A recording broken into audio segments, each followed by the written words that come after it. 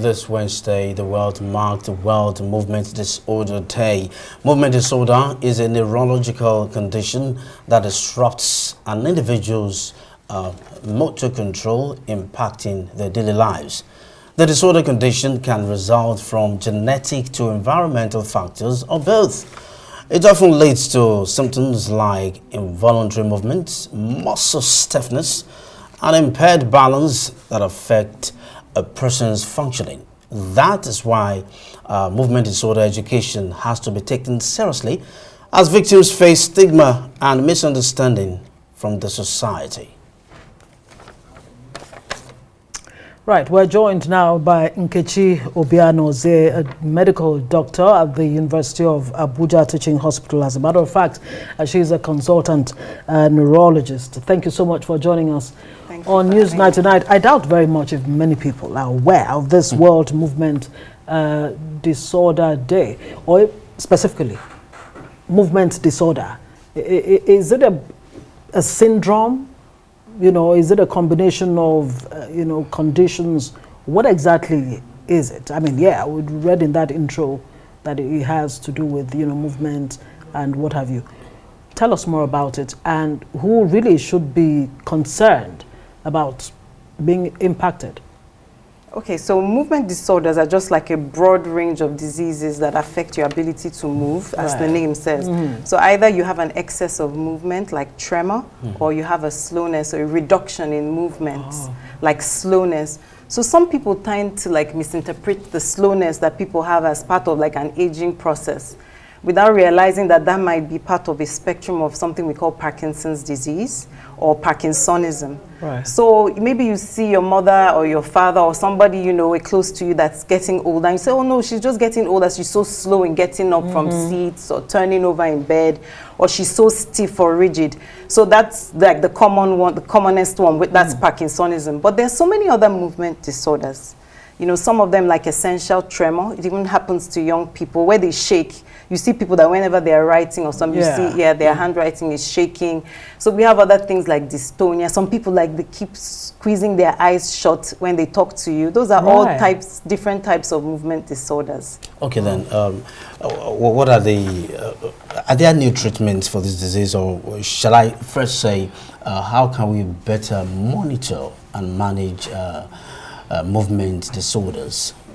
Okay, so majority of them, you can manage them if you first of all diagnose early. So that's why we want people to be aware of the fact that you're having an abnormal movement is something that you should see a neurologist for, and that there are treatments available.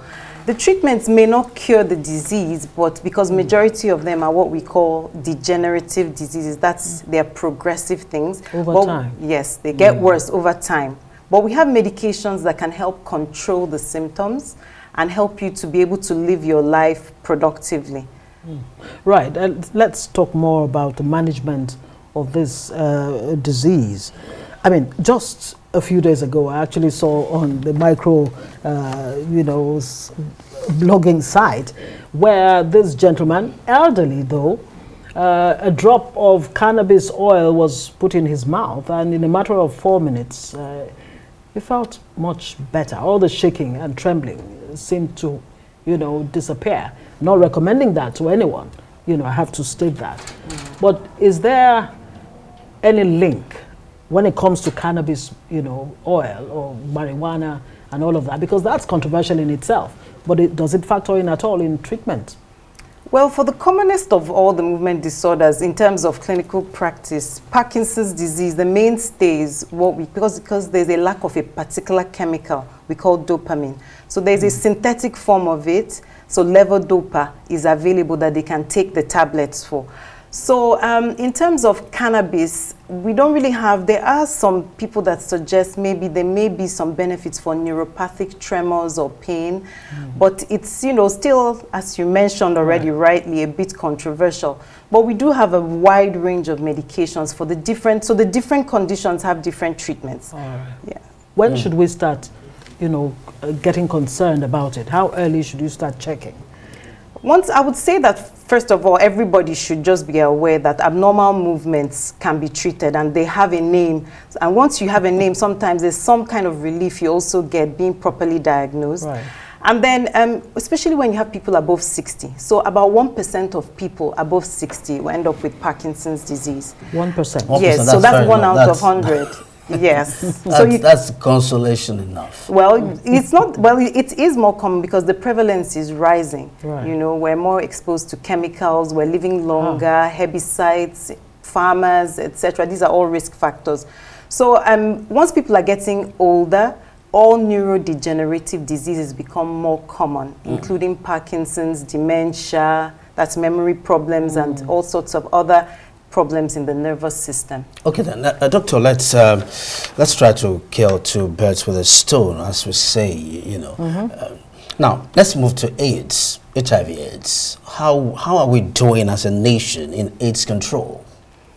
Well, I would say from when we were back then in school, where everybody was so afraid of HIV and AIDS, HIV and AIDS has just become like another chronic condition like diabetes or hypertension.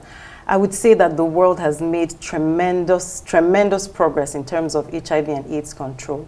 What is a bit alarming, though, is I was speaking with another infectious disease colleague, and we're talking about how young people are coming in now with new infections. Right. So we're seeing a lot of younger people with new infections. Maybe our generation, it was much more aware of how to prevent HIV. But then, as if everybody became a little bit like, you know, comfortable with the fact that there are medications and treatable ways, you know, you could live your life. So we did say, they did mention that, I don't know the statistics, but that young people, there are a lot of new infections coming up in the younger generation. And what age also brackets? that PMC, prevention of mother-to-child transmission is not as effective, you know, in Nigeria as elsewhere. As a matter of fact, more mothers are, you know, infecting their babies with HIV in Nigeria, the second in the world.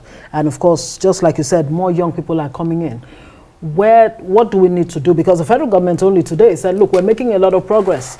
Out of 1.9 million people, about 1.6 are on drugs. They're taking their antiretrovirals. But there seems to be some kind of disconnect as far as the youth are concerned. What do we need to begin to do urgently? I think the government is trying in terms of education, which is like, you know, the foremost, the main tool to drive change.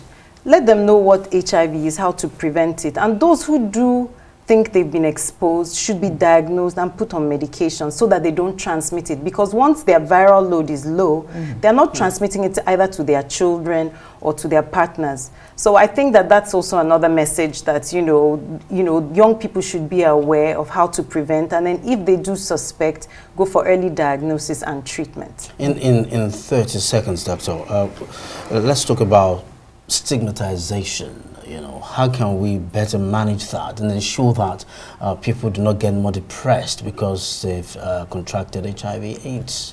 Is stigmatization as bad as it used to be? Oh, I don't think so. Well, at least amongst us in the healthcare professionals, because we know that it's a very manageable condition. We've had patients 20 years, 25 years, and they're actually coming down with other things, like maybe the person will end up dying of a stroke or something else. Do you understand? Right. So I think that in the healthcare professionals, we're not that, we don't have that stigma issue as much as maybe the public still does to an extent, but I think we've made great progress. Thank you very much indeed. We'd like to say to Dr. Nkechi Obianozie, consultant neurologist from the University of Abuja. Thank you very much indeed for coming to shed light on these health issues on Newsnight. Thank you for having me.